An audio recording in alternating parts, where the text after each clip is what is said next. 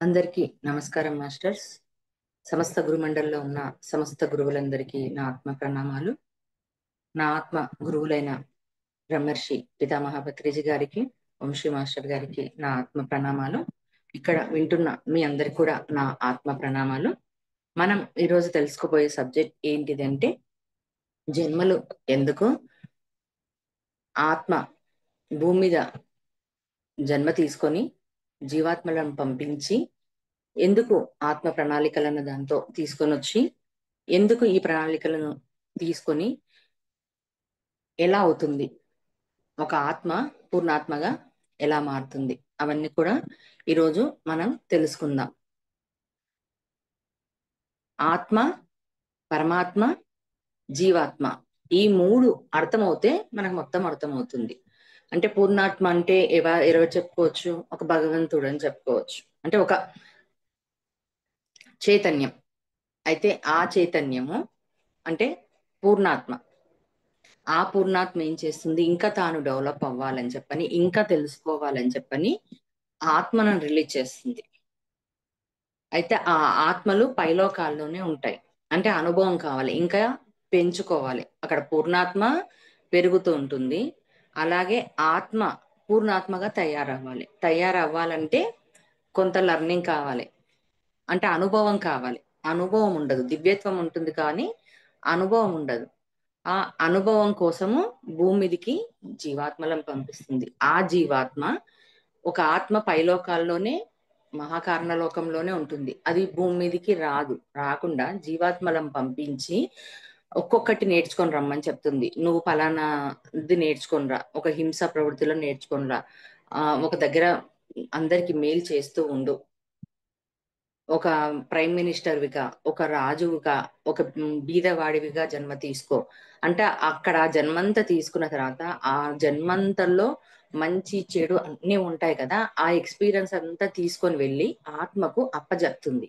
ఆత్మ ఓకే, ఇది తీసుకోవడం వల్ల ఇలా ఉంటుందా అని చెప్పని అంత అనుభవ జ్ఞానం అంతా తీసుకుంటుంది. అలా తయారయ్యి ఒక పూర్ణాత్మగా ఉంటుంది.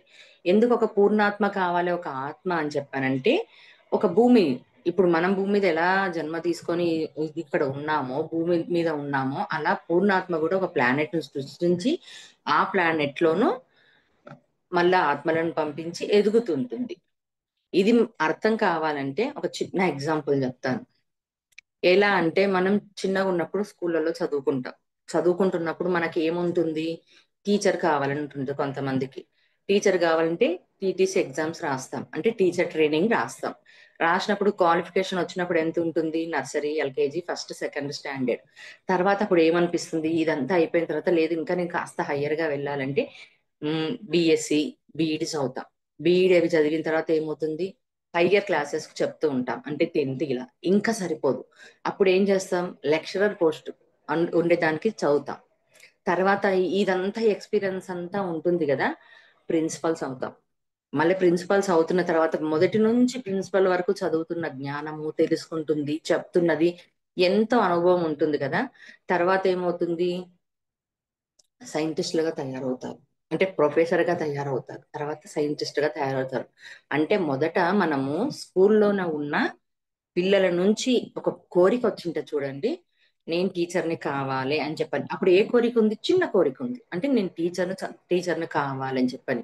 మన టీచర్ను అయ్యే నుంచి సైంటిస్ట్ అయ్యే వరకు మధ్యలో ఎంత సమయం ఉంటుంది, తర్వాత ఎంత శిక్షణ ఉంటుంది, ఎంత కష్టపడాలి, ఆ దాంట్లో ఓటమి ఉంటుంది, గెలు గెలుపు ఉంటుంది, ఎన్నో అనుభవాలు ఉంటాయి, ఎంతో జీవితం నేర్పిస్తుంది.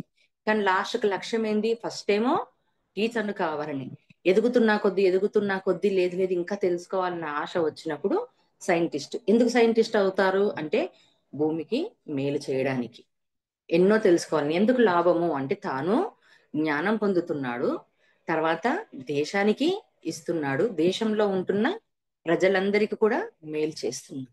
అలా ఒక పూర్ణాత్మ ఆత్మను పంపించి పైలోకాలనే ఉంచి జీవాత్మలను పంపించి, అంటే జీవాత్మలం అంటే ఎవరము? మనం ఎప్పుడైతే ఈ భూమి మీదకి మనం వచ్చి ఉంటామో అవన్నీ అనుభవాలన్నీ తీసుకొని వెళ్ళి ఆత్మకు పంపించి, తద్వారా దాని జ్ఞానాన్ని పెంచుకుంటూ ఆత్మ పూర్ణాత్మ అవడానికి. ఆ దానికే ఆత్మ ప్రణాళికలను పంపిస్తుంది. అంటే ఒక్కొక్క హోంవర్క్ ఇప్పుడు మనం ఎలా చదువుకుంటున్నాము ఒక్కొక్కటి ఇప్పుడు ఇంటర్ చదువుతున్నాము. ఇంటర్ చదువుతున్నప్పుడు సైన్స్ సబ్జెక్టు ఇష్టం మనకు. ఆ సైన్స్ సబ్జెక్ట్ ఇష్టం ఉన్నప్పుడు మ్యాథ్స్ చదవమంటే వస్తుందా? మ్యాథ్స్ చదివేవానికి సైన్స్ రమ్మంటే వస్తుందా? అంటే రాదు కాగా రాదు. ఎంపీ స్టూడెంట్స్ దగ్గరికి వెళ్ళి సైన్స్ ఎగ్జామ్స్ రాయంటే రాస్తాడా? సిఈసి స్టూడెంట్ దగ్గరికి వెళ్ళి మ్యాథ్స్ రాయమంటే రాస్తారా? రాయడు కదా! అలాగే ఇప్పుడు భూమి మీద మనమందరం జన్మ తీసుకొని ఉన్నాం కదా! ఒక్కొక్కరం ఒక్కొక్క దశ. ఒక్కొక్కరు ఒక్కొక్కలా ఉన్నారు. అంటే వాళ్ళ ప్రణాళిక అది. వాళ్ళ ప్రణాళికలో లేనిది వాళ్ళకి రాదు. వాళ్ళు ఏదైతే నేర్చుకోవాలనుకుంటున్నారో ఆ ఒక దాని మీదనే ఫోకస్ ఉంటుంది. ఇక్కడ మనకొచ్చిన తర్వాత తేడా ఏమవుతుంది? ఎందుకతను అలా లేడు? ఎందుకిలా ఉన్నాడు? ఇది చెయ్యొచ్చు గదా! అది చెయ్యొచ్చు గదా!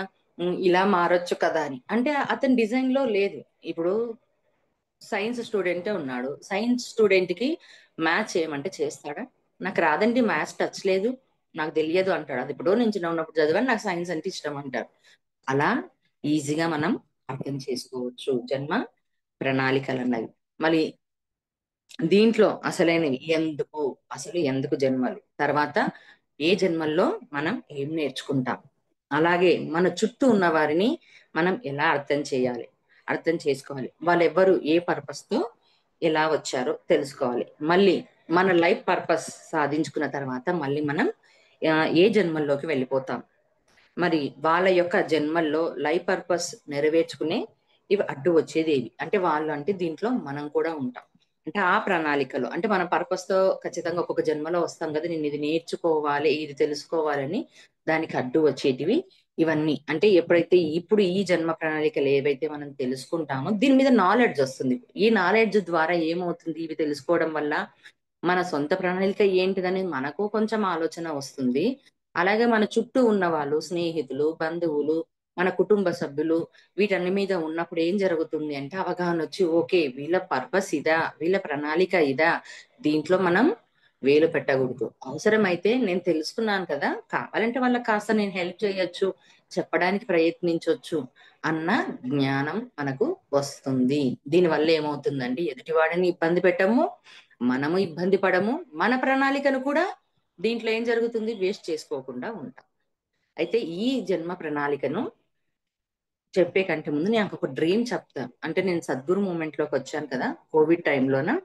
అయితే నేను రావడమే డ్రీమ్స్ నాకు ముందుగానే డ్రీమ్స్ వచ్చేవి. అంటే ధ్యానం చేసి పండుకునేదాన్ని. ఎన్నో డ్రీమ్స్ వచ్చేవి. అర్థం కాకపోయేది. అలా సారు ఒకసారి జూమ్ క్లాస్‌లోకి రావడము, 72 శ్వాసల గురించి చెప్పడము, భవిష్యత్తు తెలుసుకోవచ్చు, ఉన్న సమస్యలన్నీ తెలుసుకోవచ్చు. ఏ సమస్యలైతే ఉన్నాయో వాటిని అడుగుతూ కర్మ విపాకం కూడా అప్పుడు లేదు. అడుగుతూ తెలుసుకోవచ్చు అని అన్నప్పుడు, అవును ఇదేదో బావుంది గదా! ఈజీగా ఆత్మజ్ఞానం అంటున్నారు కదా! అని చెప్పన్నట్టుగా చేస్తే, అలా నేను ఈ సద్గురు మూవ్‌మెంట్‌లోకి రావడం జరిగింది. వచ్చిన తర్వాత ఇప్పుడు ఏదైతే మన ప్రణాళిక అన్నది ఉంటుంది కదా! అలా అడ్డు వచ్చేవాళ్ళుంటారు గదా! అట్లా నాకు తెలిసిన వాళ్ళు, నాకు మెడిటేషన్ జేసేవాళ్ళు, నేర్పించిన వాళ్ళు, ఇక్కడ దగ్గరలో ఉన్న వాళ్ళందరూ నాకేం జెప్పుకుంటొచ్చారంటే, ఇది నాకు బాగా వచ్చేసింది. అంటే ఇది ఇప్పటిది ఇప్పుడు నేర్చుకున్నది కాదు. గతంలోనే నా లోపలది ఉంది కాబట్టి నాకు డ్రీమ్స్ ద్వారా రావడము, ఎన్నో జన్మలు జూసుకోవడము, ఎన్నో ఎక్స్‌పీరియన్స్ జరగడం ఇవన్నీ టకటక ఒక 1 మంత్‌లో నాకొచ్చేశాయి. అప్పుడు నేను ఏది తెలియకుండా సరే ఇదన్నీ వచ్చాయి గదా! అని షేర్ చేసుకునేదాన్ని. వాళ్ళేమన్నారు, "ఇవన్నీ ఎందుకు నీకు? ఈ కర్మలెందుకు? కర్మ ధ్యానం జెప్పించడం ఎందుకు? కౌన్సెలింగ్స్ ఇవ్వడం అన్ని ఎందుకు? ఎందుకు నువ్వు మంచిగా ఒక పర్పస్‌తో వచ్చాను. వచ్చి ఈ దాంట్లలో నువ్వెందుకుంటున్నావు? వద్దు ఇవన్నీ వేస్ట్. ఇవన్నీ నమ్మకూడదు. కేవలం ఇవన్నీ చెప్పుకుంటే పోతాయా? వద్దని" నన్ను ఏమంటారు బ్రెయిన్ వాష్ జేశారు. అవును. అయితే మా ఇంట్లో వాళ్ళు గూడా కొత్తగా గాబట్టి ఇవన్నీ చెప్పడం నీకెందుకని జెప్పని అందరూ ఒకేసారి నా చుట్టుముట్టేశారు. నా చుట్టుముట్టేసిన దరే సరే బాబాయ్ నాకింక వద్దు నేనెళ్ళిపోదాము అని జెప్పని ఫిక్స్ అయిపోయాను. ఫిక్స్ అయిపోయిన తర్వాత ఏం చేశానంటే నా ఆత్మ ఏం జేసిందంటే అవును సరే వెళ్ళిపోవాలి గదా!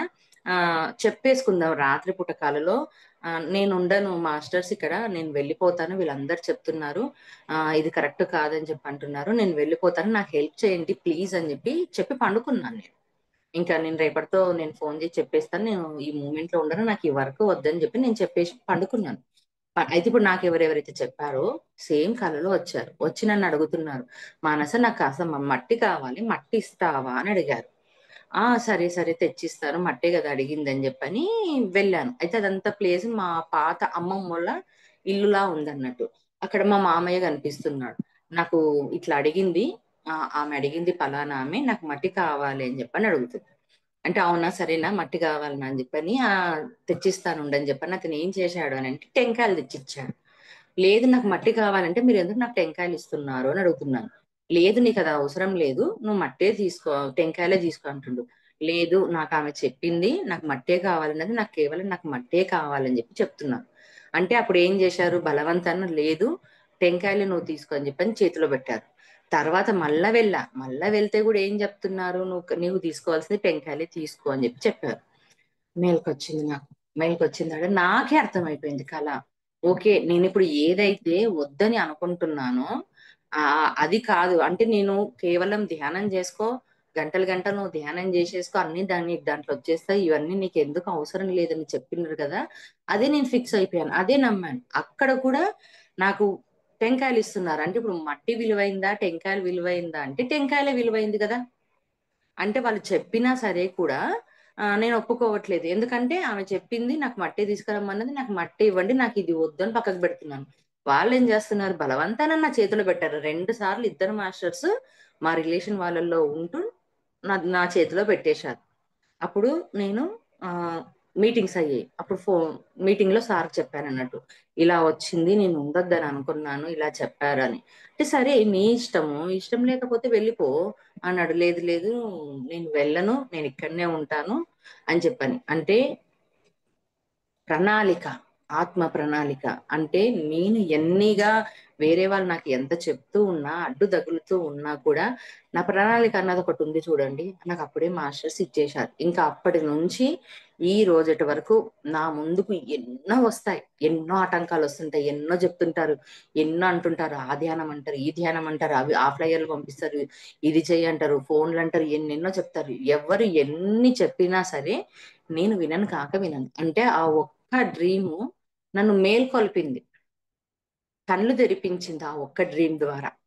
అంటే చూడండి, అంటే నా ప్రణాళిక ఏంటిది, నేను ఎందుకోసం వచ్చాను ఈ జన్మలో, ఈ మానస ఎందుకోసం వచ్చిందంటే ఈ కర్మ సిద్ధాంతాన్ని తెలుసుకో, లోపల ఉన్న దుర్గుణాలను సద్గుణాలుగా మార్చుకో, కర్మలను తొలగించుకో, సేవ చేసుకో అని నా ఆత్మ నాకు పంపించింది. పంపించిన దానిని నేను ఏం చేస్తున్నాను, ఇప్పుడు సవ్యంగా నెరవేర్చుకుంటున్నాను. మళ్ళీ అడ్లు రావా అంటే అడ్లు వస్తాయి. అడ్లు వచ్చినప్పుడు ఇలా అవేర్నెస్ తో ఉంటూ తొలగించుకోవాలి. అప్పుడు ఏమవుతుంది, సంపూర్ణంగా ఏ పని మీద అయితే వచ్చామో ఆ పనిని పూర్తి చేసుకొని వెళ్ళిపోతాం. ఎప్పుడైతే నేను వినకుండా ఈ పని నేను చేశాను అనుకోండి, వెళ్ళిపోయి ఉండేను అనుకోండి, ఈ ఎదుగుదల నాకు ఎంతవరకు ఉండేదో తెలియదు, ధ్యానం ఉండేదో ఉండదో తెలియదు, నా పరిస్థితులు ఏమయ్యేదో తెలియదు. ఎందుకంటే నా పర్పస్ కి నేను విరుద్ధంగా వెళ్ళిపోయేదాన్ని. ఇది ఆ డ్రీమ్. ఇప్పుడు తెలుసుకుందాం ఆత్మ ప్రణాళికలు. నిన్నటి వరకు 5 అయిపోయాయి కదా. ఇప్పుడు 6వది పోరాడే జన్మ. చూడండి, అంటే ఫైటర్ లైఫ్. అంటే పోరాడతారు. అంటే వీళ్ళు కొంతమంది ఎందుకోసం వస్తారు పోరాడే జన్మలు అని చెప్పంటే యోధులుగా వస్తారు. ఎందుకు పోరాడతారు అంటే ఇప్పుడు మనకు దాడులు చేస్తుంటారు, లేకపోతే ఎవరైనా దాడులు చేస్తుంటే చంపడానికి వస్తుంటారు, యుద్ధం చేయడానికి వస్తుంటారు కదా. అలా వీళ్ళు జన్మ తీసుకుంటారు, ఆ ప్రణాళికతో వస్తారు. ఎందుకు వస్తారంటే సమాజాన్ని కాపాడడానికి, సమాజంలో జరుగుతున్న అన్యాయాలు అక్రమాలను అణిచివేయడానికి, యుద్ధం చేయడానికి వీళ్ళు వస్తారు. మళ్ళీ వీళ్ళు వచ్చిన తర్వాత వీళ్ళు ఈ జన్మను ఎలా ఉపయోగించుకుంటారు అంటే అది వాళ్ళ పైన ఆధారపడి ఉంది. అయితే దీంట్లో ఇప్పుడు జరుగుతున్న జ్ఞానం తెలియక ఏం చేస్తున్నారు అని చెప్పంటే, వాళ్ళు వచ్చింది ఏంటిది, ప్రణాళిక ఏంటిది, యుద్ధం అంటే పోరాడి దేశాన్ని సమాజాన్ని బాగుపరచాలని. కానీ వీళ్ళు ఇక్కడ అడ్డు ఏం చేసుకుంటున్నారు, వీళ్ళ ప్రణాళికను అడ్డు ఏం చేసుకుంటున్నారంటే ఆ పోరాడడానికి వచ్చారు కదా, పోరాడడం కన్నా పోరాటం మీద దృష్టి పెడుతున్నారు ఇక్కడ. అంటే ఏంటిది, ఇంతవరకు సమాజాన్ని కాపాడాలని వచ్చారు. అట్లా ఇంకొకరు ఇద్దరు ముగ్గురు అవుతారు అనుకోండి, అప్పుడు అయిపోయిన తర్వాత సంఘంగా మారిపోతారు. చూడండి ఇక్కడ ఏంటిది, హిందూ సంఘము, ముస్లిం సంఘము, లేకపోతే క్రిస్టియానిసి, ఇలా అంటారు కదా. దీంట్లలో యుద్ధాలు వచ్చేస్తాయి. అంటే వాళ్ళు వచ్చిన పర్పస్ ఏంటిది, సమాజాన్ని కాపాడాలని చెప్పని వస్తారు. కానీ కాకుండా మాది గొప్పది, మా సంఘం గొప్పది, మా మతం గొప్పది అని పోరాటాలు జరిగాయి. ఎవరు వీళ్ళందరూ ఎలా మారుతారంటే ఒక ఉగ్రవాదులుగా మారుతారు. ఇప్పుడు చూస్తున్నాం కదా, పాకిస్తాన్ హిందూస్ చూస్తున్నప్పుడు ఏమవుతుంది, మా మతం గొప్పది, మీ మతం గొప్పది. కానీ వాళ్ళు వచ్చింది ఏంటిది, దేశాన్ని కాపాడడానికి. మిలిటరీ వాళ్ళు వచ్చింది దేశాన్ని కాపాడడానికి వచ్చారు. అంటే ఇప్పుడు ఏమైంది, దాన్ని కాపాడకుండా మా దేశం గొప్పది, మీ దేశం గొప్పది లేదు అని చెప్పని అనుకుంటూ ఉగ్రవాదము టెర్రరిస్టులుగా ఉండిపోతున్నారు. ఇలాంటి జన్మ కూడా తీసుకుంటారు. ఎందుకు తీసుకుంటారు అంటే ఇది కూడా వాళ్ళ ప్రణాళికలో, ఆత్మ ప్రణాళికలో ఒక భాగం ఉంటుంది. ఎప్పుడైతే దీన్ని సొంతంగా ఉపయోగించుకుంటామో, స్వార్థం కోసం ఉపయోగించుకుంటామో వాళ్ళ ప్రణాళిక ఆగిపోతుంది. దానికోసం ఏమవుతుంది, ఇంకా తక్కువ స్థాయిలోకి వాళ్ళు వెళ్ళిపోతారు. అంటే ఇంకొక 10 జన్మలు ఎక్కువ తీసుకోవాల్సి వస్తుంది. అంటే పంపించింది ఏమిటి, సంఘం కోసం, సమాజం కోసం వెళ్ళు. దీంట్లో ఎంతో మంది ఉంటారు, కానీ మనకంటే ఒక విచక్షణ ఉంటుంది కదా. అవును, నేను ఎందుకోసం వచ్చాను, సమాజాన్ని కాపాడడానికి వచ్చాను. కానీ ఇక్కడ నేను చేస్తున్నది ఏంటిది, నా సంఘం గొప్పది, నా మతం గొప్పది, నా రాజ్యం గొప్పది అని చెప్పే దాంట్లో నేను ఉన్నాను కదా. కాదు, నా పని నేను కరెక్ట్ గా చెయ్యాలనుకునే వానికి ఏమవుతుంది, అతని పర్పస్ పూర్తవుతుంది. కాని వాళ్ళకి ఏమవుతుంది, అక్కడ ఆగిపోతుంది. ఇది ఒకటి పోరాడే జన్మ ఆత్మ ప్రణాళికలో. వీళ్ళు వచ్చేది ఏమిటి, అహింసా సిద్ధాంతం కోసం వస్తారు. అంటే హింస లేకుండా ఉండడానికి, కాపాడడానికి వస్తారు. కానీ చేస్తున్నదంతా ఏం చేస్తుంటారు, హింసలో పడి ఉంటారు. అలాగే కంట్రోల్ లైఫ్ అంటే నియంత్రించే జన్మలు. అంటే ఎలా తీసుకుంటారు వీళ్ళంటే నియంత్రించేది. ఎలా నియంత్రిస్తున్నారంటే ఇతరులను వీళ్ళు నియంత్రిస్తూ ఉంటారు. ఎప్పుడు కూడా వాళ్ళు సమాజాన్ని ప్రాధాకృతం చేసుకోవాలని చూసుకుంటారు. అంటే మొత్తంగా సమాజాన్ని, మనుషులను వాళ్ళ కింద పెట్టుకొని ఉండాలని చెప్తుంటారు. వీళ్ళు తీర్పులు ఇస్తూ ఉంటారు. అలాగే ప్రపంచాన్ని, దేశాన్ని నా చేతిలోకి నేను తీసుకోవాలి అని చెప్పని అనుకుంటారు. ఎందుకు వీళ్ళు ఇలా మారుతారు అంటే వీళ్ళ లోపల ఆత్మ సంయమనం లోపిస్తుంది. అయితే వీళ్ళు వచ్చే పర్పస్ ఏంటిది, సమాజాన్ని కంట్రోల్ చేయడానికి వచ్చారు. అంటే ఏంటి, నియంత్రించే జన్మలు. తర్వాత ఏమైపోయింది, నాది అన్నది వచ్చిపోయింది ఇక్కడ. అంటే ఇదేమైపోయింది, పోరాడే జన్మల్లో సంఘంలో సమాజాన్ని కాపాడుకోవడానికి వచ్చి నా మతం గొప్పది, నా రాష్ట్రం గొప్పది, నాది అన్నది దీంట్లో వచ్చిపోయింది. దీంట్లోకి వచ్చే వరకు, కంట్రోల్ లైఫ్ లోకి వచ్చే వరకు ఏంటిది అంటే నేను అన్నది వచ్చి నేను చెప్పిందే వినాలి, నేను చేస్తున్నదే కరెక్ట్, ఈ ప్రపంచం అంతా నాది అన్న వేలో వస్తారు. ఎవరు దీనికి చెప్పుకోవచ్చు ఎగ్జాంపుల్ గా అంటే హిట్లర్ చెప్పుకోవచ్చు. హిట్లర్ కూడా అదే పని చేశారు కదా. ఇది నా దేశం, ఇది నేను పరిపాలిస్తాను, ఇది నాది. అంటే వాళ్ళకు వచ్చినది ఏంటిది, నియంత్రించాలని వచ్చారు. కానీ వాళ్ళకు ఆ ఆత్మ సంయమనం ఉందా అంటే లేదు. అంటే అవేర్నెస్ లేదు. అంటే వచ్చిన పని ఏంటిది, మంచి కోసం వచ్చారు. నిజం చెప్పాలంటే అలాంటి జన్మ తీసుకొని ఆ, చక్కగా ఉండాలి, దేశానికి సేవ చేయాలి, ఎంతవరకు చేయాలనో అంతవరకు నా బాధ్యత అన్నది రావాలి. కానీ ఇక్కడికి వచ్చిన తర్వాత ఏమైపోయింది, తీరా మారిపోతుంది. అప్పుడు వాళ్ళు ఏం క్వశ్చన్ వేసుకోవాలంటే నేను ఎవరిని కంట్రోల్ చేస్తున్నాను, ఎందుకు కంట్రోల్ చేస్తున్నాను అన్న అవేర్నెస్ రావాలి. ఇది నిజం చెప్పాలంటే మన జీవితంలో కూడా చక్కగా ఉపయోగపడుతుంది. ఇప్పుడు ఏమనుకుంటాం, నేను గొప్ప, నాకంతా వచ్చు, నాకంతా తెలుసు, నేను చెప్పిందే వినాలి, నేను చెప్పిందే చెయ్యాలి, నేను చెప్తున్నదే కరెక్ట్ అన్న ఒక మూర్ఖపు వాదన ఉంటుంది చూడండి. దీనివల్ల ఏం జరుగుతుంది, నీ కింది స్థాయి వాళ్ళని నువ్వు చులకనగా చూడడము, వాళ్ళను నీ గుంపులో ఉంచుకోవడం వల్ల ఏం జరుగుతుంది, వాళ్ళ ప్రణాళిక అడ్డవుతుంది. అలాగే నీ ప్రణాళిక ఏదైతే ఉందో, నువ్వు దేశానికి, కుటుంబానికి సేవ చేయాలని చెప్పని ఒక మంచి దృక్పథంతో తీసుకొనొచ్చు, ఎంత అవసరమో అంతే చెయ్యాలని. కానీ దాన్ని ఏం చేశావు, వచ్చిన దానికన్నా చేతుల్లో ఎక్కువ తీసుకొని ఇబ్బంది పడతారు.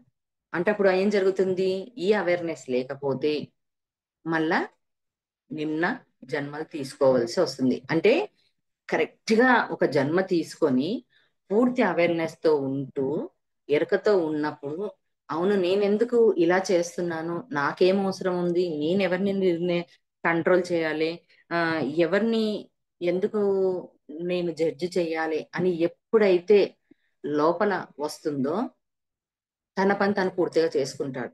ఎప్పుడైతే లేదు నేనే కరెక్ట్, నా చేతుల్లోనే ఉంది, ఇదంతా నేనే పాలించాలి, ఇదంతా నేనే చెయ్యాలని ఎప్పుడైతే అనుకుంటారో అప్పుడు వాళ్ళ ప్రణాళికను వాళ్ళే అడ్డు వేసుకొని ఉంటారు. అంటే ఇలాంటి మనుషులంతా కనిపిస్తూ ఉంటారు. ఇలాంటివంతా కనిపించినప్పుడు ఓకే, వీళ్ళు ఇలా ఉన్నారా అన్న అవగాహన పెంచుకోవాలి. మనకి ఇంకేదైనా చెప్పగలిగేది ఉంటే చెప్పగలగాలి ఒక మంచి మాట. దాంట్లో అప్పుడు మనమేం తెలుసుకోవాలి, అలా దీంట్లో నేను కూడా ఇలాంటివి ఏమైనా ఉన్నానా అంటే ఇలాంటి మనుషులు ఇలాంటివన్నీ మనకు తటస్థపడుతూ ఉంటారు. చూస్తూ ఉంటాం, టీవీలలో చూస్తుంటాము, రాజకీయ నాయకులను చూస్తుంటాము, రకరకాల మనుషులను చూస్తుంటాం కదా. వీళ్ళందరివి చూసుకొని ఒక రకంగా మనము అద్భుతమైన జ్ఞానాన్ని పొందొచ్చు. తర్వాత ఆస్వాదక జన్మలు అంటే ఎక్స్పీరియన్షియల్ లైఫ్. అంటే ఆస్వాదిస్తుంటారు, ఈ జన్మంతా కూడా ఆస్వాదక జన్మలు. వీళ్ళు ఎవరు అని చెప్పుకోవచ్చు అంటే తాగుబోతులు అని చెప్పొచ్చు. అంటే డ్రింకింగ్ చేసే వాళ్ళు ఉంటారు కదా, వీళ్ళు. అంటే ఆస్వాదం అంటే ఎలా ఉంటుంది తాగుడు అన్నది అని చెప్పని వాళ్ళు జన్మ తీసుకుంటారు భూమి మీదకి వచ్చి. అంటే వీళ్ళకి ఏంటిది, ఎంత తాగినా సరే చూడండి, ఇప్పుడు డ్రింక్ చేసే వాళ్ళకి వాడు రోజు తాగుతుంటాడు, 3 పూటలు తాగమంటే తాగుతాడు, కానీ మనకి తృప్తి ఉంటుందా చూడండి, ఏ రోజు కూడా తృప్తి ఉండదు. ఇంకా తాగుతున్నాక ఇంకా తాగాలి, ఇంకా తాగాలి, ఇంకా తాగాలి, అంటే ఆ లైఫే అలా ఉంటుంది. అంటే ఆస్వాదించిరా, నీకు కావాల్సింది ఏదైతే ఉందో పంపిస్తుంది ఆత్మ, ఆస్వాదించిరా, ఆ ఎక్స్పీరియన్స్ తీసుకొని రాని, కానీ తృప్తి ఉండదు ఎంత తాగుతున్నా. అయితే దీని వల్ల ఇతరులకు ఏమీ, వీళ్ళకు దేశానికి గాని సంఘానికి గాని ఎవ్వరికి ఏమి ఉండదు. అయితే కుటుంబంలో మాత్రం వీళ్ళు కూడా బాధ్యతతో వస్తారు కదా. అంటే తాగాలి అని వస్తారు, తాగుబోతు జన్మగా వచ్చి మొత్తం తాగాలి, తాగినప్పుడు ఎలాంటి అనుభవం ఉంటుందని చెప్పని వస్తారు కదా. అప్పుడు వీళ్ళ కుటుంబ బాధ్యత ఉంటుంది. వీళ్ళ కుటుంబ బాధ్యతను పక్కనే పెట్టేసి మొత్తానికే వాళ్ళని చూసుకోకుండా మొత్తం తాగుతూ ఉన్నారనుకోండి, అప్పుడు వాళ్ళకు చాలా పెద్ద కర్మ అవుతుంది. అంటే ఏమవుతుంది, అంతే, మళ్ళీ ఇంకొక 10 జన్మలు 20 జన్మలు తక్కువ దానికి వెళ్ళాలి. అంటే ఇప్పుడు ఏం చేస్తారు, ఎదుటివాడు తాగుతూ ఉంటాడు, నేను కష్టపెడుతూ ఉంటాడు. అంటే అదే ఒక్క జన్మలో తాగడానికి పంపించినప్పుడు తాగి ఆ ఎక్స్పీరియన్స్ తీసుకో, అయిపోతుంది, ఒకటే జన్మలో అయిపోతుంది. అలా కాకుండా బాధ్యతనంతా విస్మరించారనుకోండి, మళ్ళా తిరిగి తక్కువ జన్మలకు తీసుకోవాల్సి వస్తుంది. అయితే దీంట్లో కొంతమంది ఉంటారు, చూడండి గమనించండి, ఎలా అంటే వాళ్ళు తాగుతూ ఉంటారు, వాళ్ళ వరకు చేస్తుంటారు, ఇబ్బంది పెట్టారు, కుటుంబాన్ని కూడా బాధ్యతతో ఉంటారు. అంటే అలాంటి వాళ్ళ నుంచి ఏ ఇబ్బంది ఉండదు. అలా ఆస్వాదక జన్మలు అన్నవి ఉంటాయి. అంటే ఎక్స్పీరియన్స్ కోసం వస్తారు. మాక్సిమం టు మాక్సిమం వీళ్ళందరూ ఏంటిదంటే తాగుబోతు జన్మగా. అంటే ఇక ఆ జన్మంతా వాళ్ళకి ఏముంటుంది, ఒక ఏజ్ వచ్చిన తర్వాత లాస్ట్ వరకు కూడా అంటే వాడే ఆనందంలో వాడుంటాడు, దాంట్లో ఉంటాడు. కానీ ఇబ్బంది పెడుతూ ఉన్నాడా అంటే అతని ప్రణాళిక పూర్తవ్వదు. అంటే ఇవన్నీ మనం తెలుసుకోవడం ద్వారా ఏం జరుగుతుందంటే నాలెడ్జ్ మనకు పెరుగుతుంటుంది. అప్పుడు ఆ వ్యక్తిని మనము, ఆ మనుషులను ద్వేషించము, పాయింట్అవుట్ చెయ్యము, ఏమి చేయము. వాళ్ళ పట్ల ఓకే, వీళ్ళు ఇలా ఉన్నారా, ఓకే తాగుతున్నారా, చక్కగా కుటుంబానికి కావలసిన పోషణను ఇస్తున్నారా, బాధ్యత చూసుకుంటున్నారా, ఇలా ఉంటారు. కొంతమంది బాధ్యత లేకుండా ఉన్నారంటే అయ్యో వీడికి మళ్ళా తక్కువ లోకి వెళ్ళిపోతున్నాడు కదా అన్నది మనకు స్పృహలోకి వస్తుంది. తర్వాత ఇంకొకటి, లీడర్స్ లైఫ్ అంటే నాయకత్వం కోసం తీసుకున్న జన్మ. అది ఏంటిది అంటే చాలా, ఇది నిజం చెప్పాలంటే ఈ జన్మ కావాలంటే ఎన్నో జన్మలు ఎత్తేసి ఉండాలి. అంటే ఎన్నో జన్మలు అయిపోయి పుణ్య జన్మలు అంటారు కదా, పుణ్యకర్మలు చేసిన జన్మలు. దీనికి కూడా ఒక ఎలిజిబిలిటీ ఉంటుంది. అయితే ఇది ఏంటిది అంటే ఈ జన్మ ఎలా ఉంటారు అంటే తమ ప్రతిభను ఉపయోగించకుండా సుస్థిరమైన రంగాన్ని ఎంచుకొని సురక్షితంగా ఉండడానికి వీళ్ళు వస్తారు. అంటే వీళ్ళు ఏ ప్రతిభను ఉపయోగించుకోరు. అంటే భూమి మీద జన్మ తీసుకుంటారు చక్కగా, రాజుల ఇంట్లో, రాజకీయ నాయకుల ఇంట్లో, పెద్ద పెద్ద ఆ ఐఫై ఉన్న వాళ్ళు ఉంటారు కదా, కోటీశ్వర్ల జన్మల ఇంట్లో వీళ్ళు జన్మ తీసుకుంటారు. వాళ్ళు తమ ప్రతిభను అంటే ఏమి ఉపయోగించరు, ఏమి ఉపయోగించకుండా సుస్థిరమైన రంగాన్ని ఎంచుకొని సురక్షితంగా ఉండడానికి వీళ్ళు వస్తారు.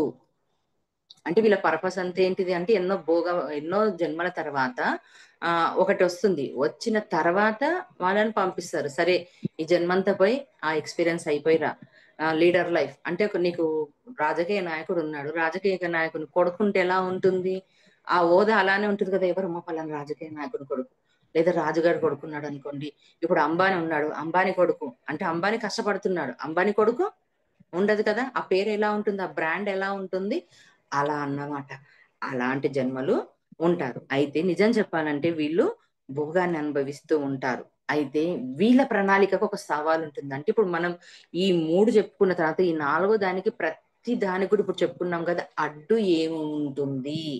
అంటే ఈ ప్రణాళిక పూర్తి చేసుకునే క్రమంలో అడ్డు పూర్తి చేసుకోవాలన్నా ఆ ప్రణాళికలోని ఇరుక్కాలనా అన్నది కూడా మన ముందే ఉంటుంది. ఇది మన జీవితంలో ఉన్న, ఎదుటివాడి విషయంలో చూస్తూ ఉన్న మనకు ఆ జ్ఞానం తెలవడానికి. ఎలాగంటారా? ధృతరాష్ట్రుడున్నాడు. ధృతరాష్ట్రుడికి కళ్ళు లేవు, ఏమీ లేవు. రాజ్యాన్నిచ్చాడు. మంచి భోగం ఉంది. ఏమీ లేదు. హాయిగా అనుభవించొచ్చు. పాండురాజు ఎళ్ళిపోయాడు. ఎళ్ళిపోయిన తర్వాత అతను ఏం ఆశ వచ్చింది అతనికి? నిజంగా భోగవంతమైన జీవితం. ఏ పరిపాలన లేదు, ఏ పని లేదు, ఏమి లేదు. తెచ్చారు, కూర్చోబెట్టారు, చేశారు. కానీ అతనికి ఏమైంది? ఈ రాజ్యాన్ని ఎలాగైనా సరే నా పిల్లలకు అందాలి అని చెప్పన్న ఒక ఆలోచన, ఒక దుర్బుద్ధి వచ్చింది. అప్పుడు ఏం జరిగింది అంటే ధృతరాష్ట్రుని ప్రణాళికను తనంతకు తానే కాల్చుకున్నాడు. అంటే ఇక్కడ అర్థం చేసుకోవాల్సింది ఏంటిదంటే నువ్వు భోగవంతమైన జీవితాన్ని అనుభవించడానికి వచ్చావు. ఏంటిది? నీకు ఏ ప్రతిభను ఉపయోగించకుండా ఎటువంటిది ఏమి చేయకుండా ఒక మంచి స్థానంలో ఉంటూ పొజిషన్ లో ఉంటూ భోగాన్ని అనుభవించడానికి వచ్చినప్పుడు ఆ భోగాన్ని అనుభవించి ఆ ఎక్స్పీరియన్స్ తీసుకొని వెళ్ళి నీ ఆత్మకు అప్పచెప్పాలి. ఇలా ఉంది నాది అని చెప్పని, ఇలా తీసుకొని వచ్చానని. కానీ ఇక్కడ ఏమైపోయింది? నా కుటుంబము అన్నది ఇక్కడ వచ్చింది. ఇప్పుడు రాజకీయాల్లో కూడా అంతే కదా, పెద్ద పెద్ద రాజకీయ నాయకులు కూడా ఇదే పనులు చేస్తుంటారు కదా. అంటే ఈ జ్ఞానాన్ని మనం తెలుసుకోవాలి. అంటే నా కొడుకు రావాలంటే ఇక్కడ మొత్తం ప్రణాళిక పోయింది. ఇంకా అతని ప్రణాళిక ఏంది? చక్కగా ఆనందంగా కడుపు వైభోగంలో ఉండాలి. దాన్ని తీసుకోకుండా తన కొడుకు ఒక డిజైన్ ఉందిగా, అతని డిజైన్ ప్రకారం అతనికి అవుతుందిగా, వస్తుందా లేదా అన్నది. అంటే నీ ప్రణాళికను నువ్వే చేతులారా నాశనం లేపుకొని నీ కొడుకు కోసము పెడుతూ అతనికి తప్పు పని చేపించే అవకాశాన్ని ఇచ్చాడు ధృతరాష్ట్రుడు. అలాగే తన సొంత ప్రణాళికను తానే చేతులారా నాశనం లేపుకున్నాడు.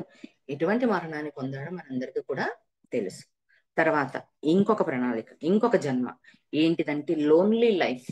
అంటే ఏకాంత జన్మ అంటారు. ఇది లోన్లీగా ఉండడం. అంటే కొంతమందిని చూడండి, ఇక్కడ బాగా ఆ పడుతూ ఉంటారు, మనకు కనిపిస్తుంటారు, ఇలాంటి మనసు తారస పడుతుంటారు. వాళ్ళు ఎప్పుడు కూడా ముభావంగా ఉంటారు. అలాగని చెప్పని బాధల్లో ఉంటారంటే ఏ బాధల్లో ఉండరు. ఒంటరితనాన్ని ఎక్కువగా ఇష్టపడుతుంటారు, తక్కువగా మాట్లాడుతుంటారు, జనానికి దూరంగా ఉంటారు. అప్పుడు అనుకోవాలి, ఓకే వీళ్ళది ఏకాంత జన్మనా అని చెప్పని.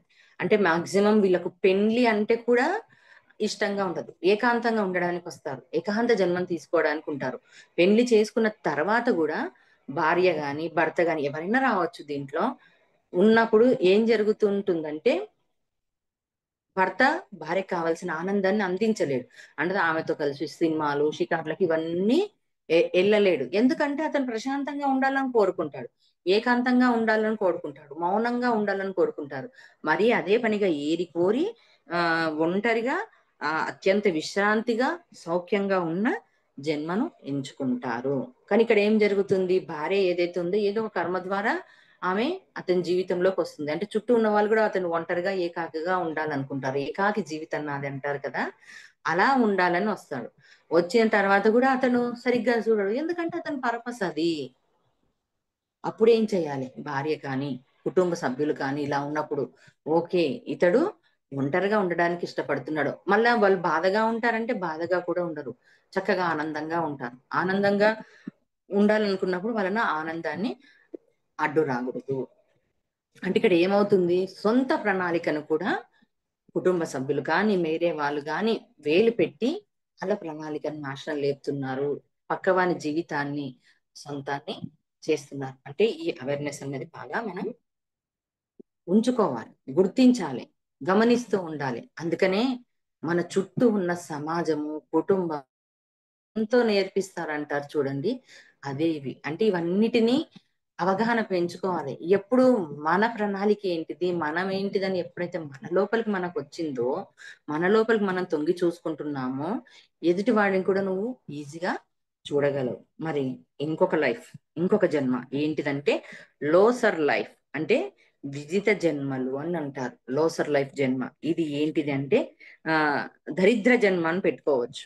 పేరు ఏంటిదంటే అంటే లోసర్ అంటే విజిత జన్మలు. అంటే ఈ జన్మలో వాళ్ళకి ఎలా ఉంటున్నాయంటే అన్నీ ఉంటాయి, అన్ని రకాల భోగాలు ఉంటాయి, అన్ని రకాల సౌకర్యాలు ఉంటాయి, అన్ని రకాలుగా ఉంటాయి. అయినా సరే ఏదో ఒక దానికోసం వాళ్ళు ఏడుస్తూ ఉంటారు. ఇది ఉంటే అది లేదంటారు, అది ఉంటే ఇది లేదంటారు. ఎండ ఉందనుకోండి, అబ్బా ఎండతో చచ్చిపోతున్నాము అంటారు. అదే వర్షం వచ్చిందనుకోండి, వర్షంతో చనిపోతున్నాము అంటారు.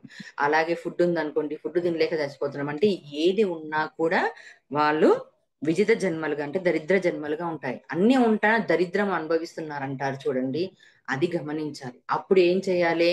ఆ మనుషులను తప్పు పట్టకూడదు. అతని స్థితి ఇలా ఉందా, ఓకే, ఇతడు లోసర్ లైఫ్ లో ఉన్నాడా, అంటే విదిత జన్మల్లో ఉన్నాడా, ఆ ఎప్పుడు ఏదో ఒకటి చింతిస్తూ ఉంటాడు. అన్నీ ఉన్నాయి, ఆరోగ్యం ఉంటుంది, భర్త ఉంటారు, పిల్లలు ఉంటుంది, సౌఖ్యం ఉంటుంది. కానీ ఏదో పనికిమాలిన దరిద్రం కోసం వాడు ఏడుస్తూ ఉంటాడు, చింత చేస్తూ ఉంటాడు.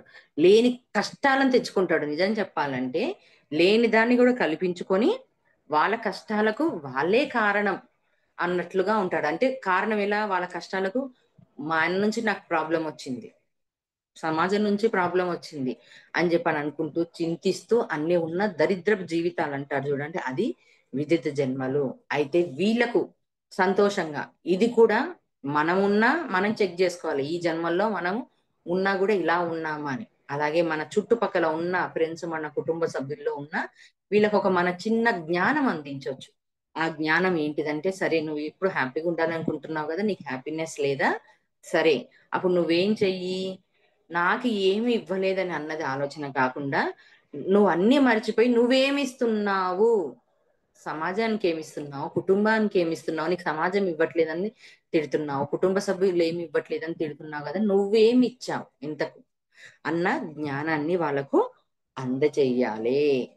అలాగే నువ్వు పడుతున్నావు చూడు ఏదైతే సమస్య, ఆ సమస్య కారణం ఎవరంటే అది నువ్వు కూడా, నువ్వే, ఆ బాధ్యత కూడా నీ పైనే ఉంది అన్న ఆ జ్ఞానాన్ని వాళ్ళకు చెప్పగలిగే ప్రయత్నం చేయాలి.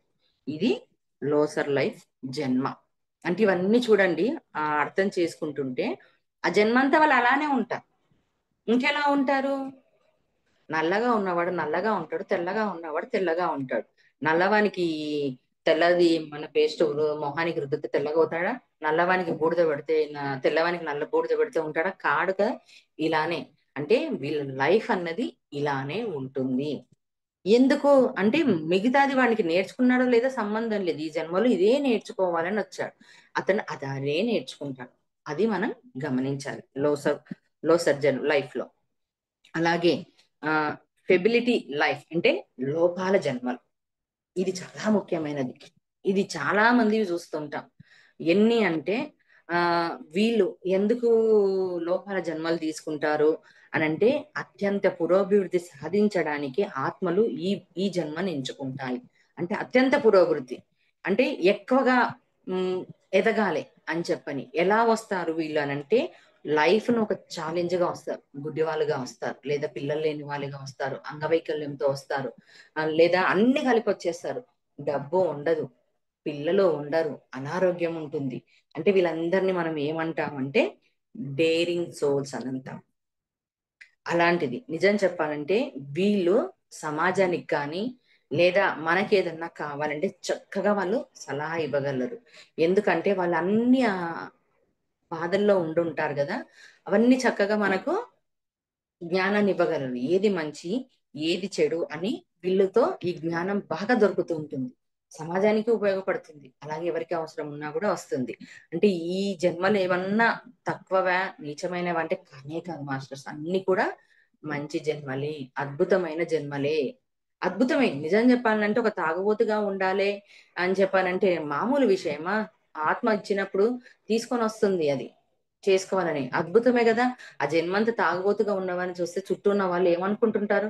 కానీ అతను ఎంత ఇదిగా వచ్చాడు, ఎంత ఆనందంగా తీసుకొని వచ్చాడు, సరే నేను ఇది పూర్తి చేసుకొని వస్తానని చెప్పని. కాబట్టి అన్ని జన్మలు మంచిమే. ఆ ఎక్స్పీరియన్స్ ఎలా ఉంటుందని ఆత్మకు తెలియచేయడానికి ఈ జన్మలు తీసుకొని వస్తారు. కానీ తీరా ఇక్కడ వచ్చిన తర్వాతనే ఇరకాటంలో పడి మళ్ళా ఆ లెసన్ కోసం 100 జన్మలు తీసుకోవచ్చు, 500 జన్మలు తీసుకోవచ్చు. ఇలా ఒక్క పర్పస్ తో ఒక ఆత్మ ఎన్ని జన్మలైనా తీసుకోవచ్చు ఆ లెసన్ కోసం కావాలనుకుంటే. అది కూడా ఎవరి చేతుల్లో వాళ్ళకు ఆధారపడి ఉంటుంది. ఇంకొకటి, ఉమ్, అనుజరి జన్మ అంటే ఫాలోవర్స్ జన్మ. అంటే ఏంటిది ఇది? గురువుకు శిష్యుడుగా ఉండడానికి వస్తాడు. నాయకుడిగా వీళ్ళు ఉండడు. ప్రపంచం కోసం మంచి చేయడానికి నాయకునికి కుడి భుజంగా ఉంటాడు అని చెప్తున్నారు ఇక్కడ. ఉమ్, ఫాలోవర్స్ జన్మలో అంటే ఏంటిదంటే ఒక గురువు ఉన్నాడు, ఆ గురువుకు శిష్యుడుగా వస్తాడు. కానీ ఏ రోజు కూడా అతడు గురువు కాడు, శిష్యుడుగానే ఉంటాడు. అంటే గురువుకు రైట్ హ్యాండ్ గా ఉంటాడు, ఒక పొలిటికల్ కు రైట్ హ్యాండ్ గా ఉంటాడు, ఒక రాజుకు ఒక కుడి భుజంగా ఉంటాడు. ఇలా అయితే ఇక్కడ ఏం జరుగుతుంది ఈ జన్మలో అని అంటే, వాళ్ళు జరగాల్సింది ఏంటి? ఇప్పుడు నేను గురువుకు శిష్యుడుగానే ఉంటానబ్బా, నాకు గురువు ఏం లేదు, అతనికి నేను హెల్ప్ చేసుకుంటూ వస్తానన్న ఒక ప్రణాళిక ఇది చాలా మందిలో ఉంటుంది. అయితే ఇక్కడ ఉమ్, ఆ గురువు సరైన గురువా కాదా అని ఎంచుకోవడం మన పైన ఆధారపడి ఉంటుంది. అదేంటిదంటే ధర్మ అధర్మ విచక్షణ కలిగి ఉండాలి. ఓకే, ఆ గురువుతో శిష్యుడిగా ఉన్నావు, లేదా రాజకీయ నాయకులతో నువ్వు ఒక రైట్ హ్యాండ్ గా ఉన్నావు, అతడు చేస్తున్న పనుల్లో ధర్మం ఉందా, అధర్మం ఉందా, ధర్మాధర్మ విచక్షణ కలిగి ఉందా అన్నది తెలుసుకోవాలి. ఎందుకు అంటే, నువ్వు సరైన గురువును పట్టుకొని నువ్వు శిష్యుడిగా ఉన్నావో, గురువు ఎంత అభివృద్ధి చెందుతాడో, గురువు ఎంతగా సాధిస్తాడో దాంట్లో నీకు ఖచ్చితంగా వాటా ఉంటుంది. అదే గురువు అధర్మంగా ఉండి తప్పుగా ఉన్నప్పుడు ఆ దాంట్లో నువ్వు వాటా పంచుకుంటావు. అది ఎలా అర్థం కావాలంటే, కర్ణుడు బెస్ట్ ఎగ్జాంపుల్. ఎందుకు అనంటే, దుర్యోధను దగ్గర వెళ్ళాడు. ఇతడు నా స్నేహితుడు, ఇతనికి నేను గురి భుజంగా ఉంటాను. ఎందుకంటే పాండవులు మీద కోపంతో, లేదా వెలివేషాలని, ఏదో ఒక సమ్ రీజన్ అయి ఉండొచ్చు.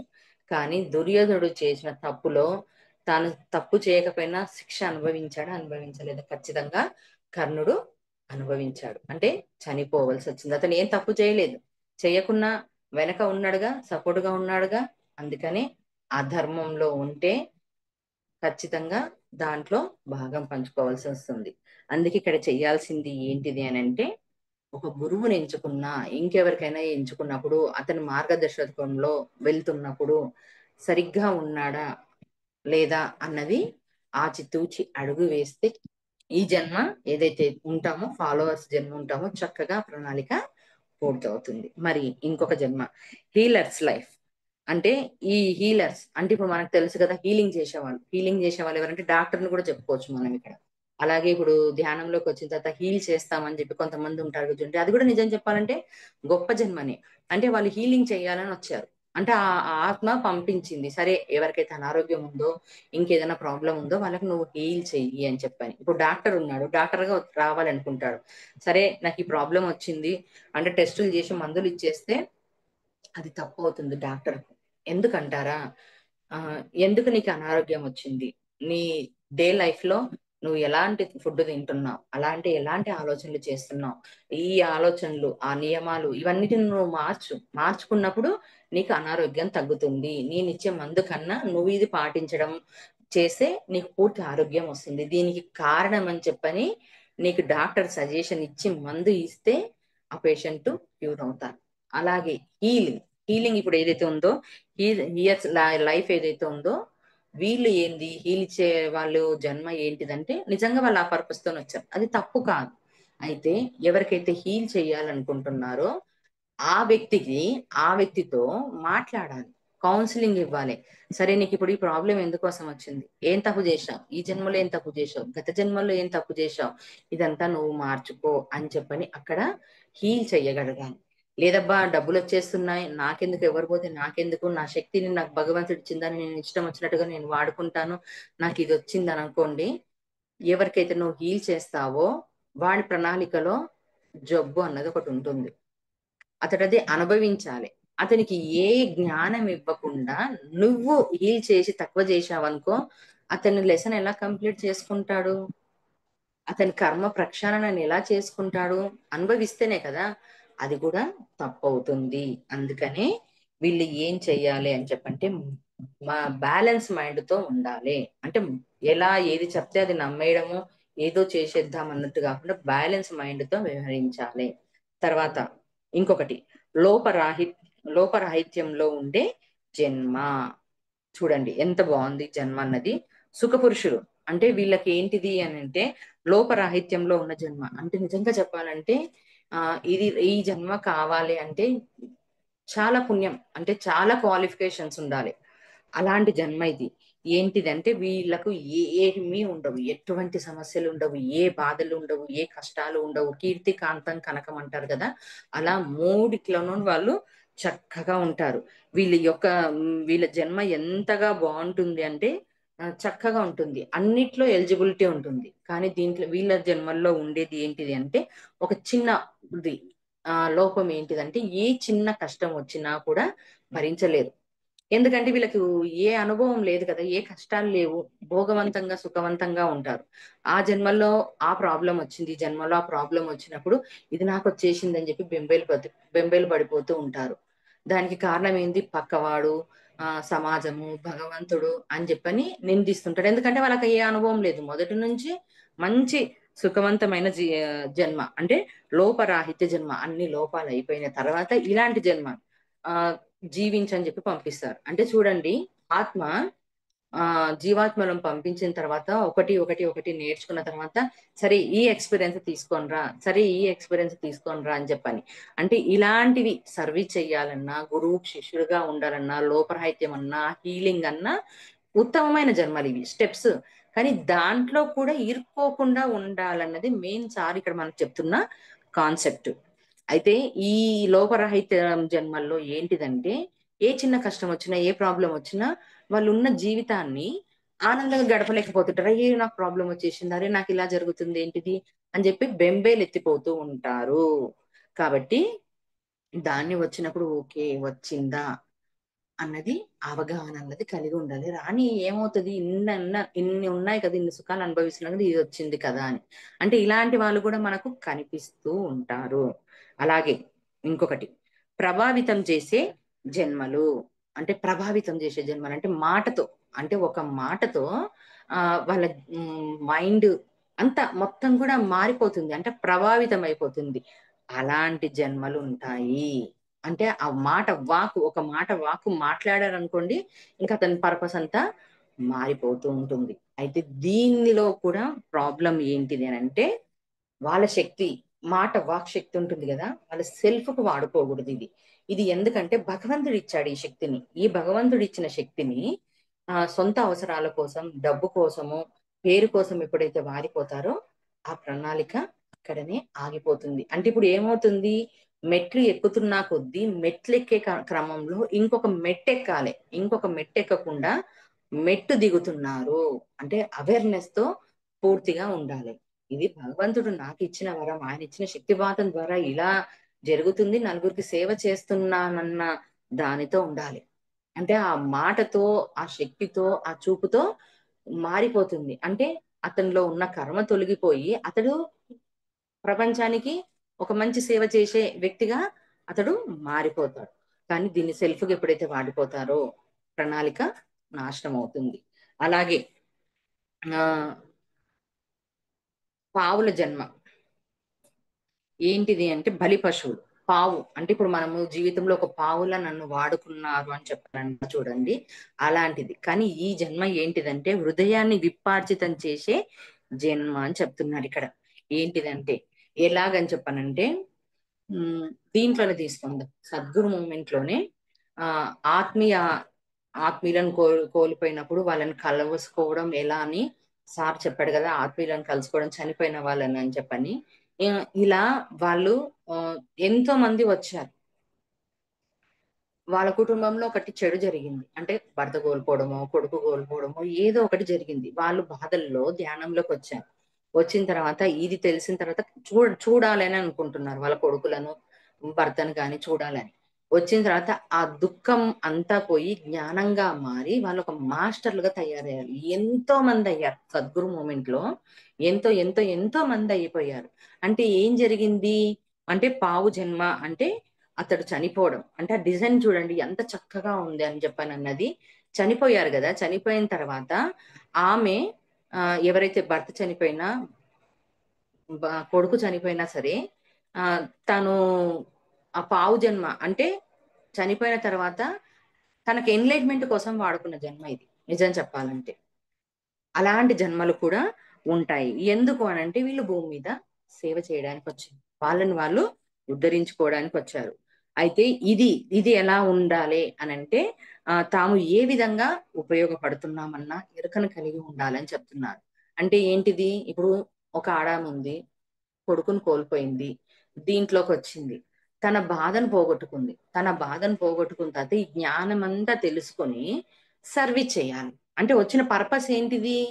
కొడుకు అన్న ఒక వాళ్ళు చనిపోవడం అన్న ఒక పావుల వచ్చి జన్మ తీసుకున్నది. అప్పుడు చనిపోయిన తర్వాత ఆ దుఃఖంలో నుంచి బయటికి వచ్చి సర్వీస్ చేయడం అని చెప్పన్నది. అందుకని ఎప్పుడు కూడా సమాజానికి మేము ఏ విధంగా ఉపయోగపడ్డాం. నిజం చెప్పాలంటే ఇది సమాజానికి వాళ్ళు ఉపయోగపడడానికి వచ్చిన జన్మనే. సర్వీస్ చేయడానికి. ఎంతో మంది ఇలాంటి వాళ్ళు పోతుంటారు కదా! అందుకే వంశీ సార్ చూడండి, ఏ బాధల్లో అయితే ఉంటారో అలాంటి వాళ్ళకే ఇస్తారు. ఎందుకంటే ఆ పెయిను, ఆ అనుభవం వాళ్ళ లోపల ఉంటుంది. అందుకే చనిపోయిన వాళ్ళ నుంచి బయటికొచ్చిన వాళ్ళకు చనిపోయిన వాళ్ళనే ఇస్తాడు. ఎక్కువగా భర్త చనిపోయినా, కొడుకు చనిపోయినా. ఎందుకంటే ఆ దుఃఖం విలువ తెలుసు. ఆ పెయిన్ విలువ ఇలా తెలుసు. వాళ్ళు ఎలా బయటికొచ్చారు, ఆ పెయిన్ లో నుంచి ఎంత అద్భుతమైన జ్ఞానం తీసుకొచ్చారు, ఆ సర్వీస్ ఎలా చేశారు, ఇలా ఆ ఇలాంటివి వస్తుంటాయి. ఇలాంటిది కూడా ఒక జన్మే. అంటే ఇక్కడ మనం మొత్తంగా తెలుసుకోవాల్సిన మాస్టర్స్ ఏంటిది అంటే, ఏ జన్మలు కూడా తక్కువ కాదు. అన్ని జన్మలు అద్భుతమైనవే, ఉన్నతమైనవే. ఏది కూడా తక్కువ జన్మ లేదు, ఎక్కువ జన్మ లేదు. అన్ని కూడా అనుభవంగా తీసుకొని ఆత్మ పూర్ణాత్మగా తయారవడానికి వచ్చాయి. ఇలా ఎన్నో జన్మలు ఉంటాయి. అది ఏంటిదంటే ఆ శాంతి కాముడు జన్మగా వచ్చేస్తాడు. అంటే శాంతిగా ఉండాలనుకుంటాడు. కానీ ఏం చేస్తాడు? ఇక్కడ భూమి మీద శాంతమే లేదు, ఇంట్లో శాంతమే లేదు, అశాంతిగా ఉందని అశాంతిగా ఉన్నాయి వస్తాడు. సహనం కోసం జన్మ తీసుకుంటారు. అంటే సహనంగా ఉండాలని. అంటే సహనంగా ఉండాలని అంటే ఏం చేయాలి? ఇంట్లో వాళ్ళందరూ రెచ్చగొడుతూ ఉంటారు. అయినా సహనంగా ఉండాలి. అప్పుడు ఏమంటారు? నేను ఎంత సహనంగా ఉందామన్నా నన్ను ఇంట్లో ఒక్కరు కూడా సహనంగా ఉండనిచ్చట్లేదని అదొక గోల. అంటే ఏంటిది? వాళ్ళు వచ్చిన పర్పసే అది. మళ్ళీ ప్రదర్శన కోసం జన్మలు వస్తాయి. అంటే ప్రదర్శన అంటే శాకాహార ర్యాలీ. అంటే ఇప్పుడు ధ్యానంలోకి వచ్చిన తర్వాత కొంతమంది చూడండి, శాకాహార ర్యాలీ అంటే ఎక్కడలేని బలం వచ్చేస్తది. పారిపోతారు. లేదా అఖండ ధ్యానాలు పెడతారు అనుకోండి, ఇంకా వెళ్ళిపోతారు. ఇక బాడీ సహకరించినా సహకరించకపోయినా వచ్చేస్తుందని. ఏంటిదంటే ఇంకా వాళ్ళంతే దానికోసమే వచ్చారు. శాకాహార జన్మ కోసమే వచ్చారు. అలాగే పీడిత జన్మలు ఉంటాయి. పీడించే జన్మలు ఎదుటి వాడిని పీడించుకుంటూ ఉంటారు. అప్పుడు ఏమనుకోవాలి? ఓహో! నన్ను పీడించడానికి ఇతడు వచ్చాడా? సరే, ఇతని జన్మ ప్రణాళిక ఇదేనా? ఇలా పీడిస్తున్నప్పుడు కూడా నేను నిగ్రహంతో ఉంటూ అతన్ని స్థితిని అర్థం చేసుకుంటూ నేను జీవించాలనా అన్న ఒక జన్మ ఉంటుంది. అలాగే అంతరేంద్రియ జన్మ అని చెప్పని ఒకటి ఉంటుంది. అంటే అంతరేంద్రియాలను కంట్రోల్ చేసుకోవడం ఒక జన్మ ఉంటుంది. వచ్చిన తర్వాత దాన్ని ఎలా కంట్రోల్ చేసుకున్న తర్వాత ఎదుటివానికి చెప్పాల్సింది ఉంటుంది. చెప్పలేదా? ఆ జన్మ కూడా వేస్ట్ అవుతుంది. అలాగే రక్షకుని జన్మ ఉంటుంది. ఇప్పుడు మనకు గుర్కా వాళ్ళు ఉంటారు చూడండి, రక్షకుడిగా ఉంటాడు. అతని పనంతా ఏంటిది?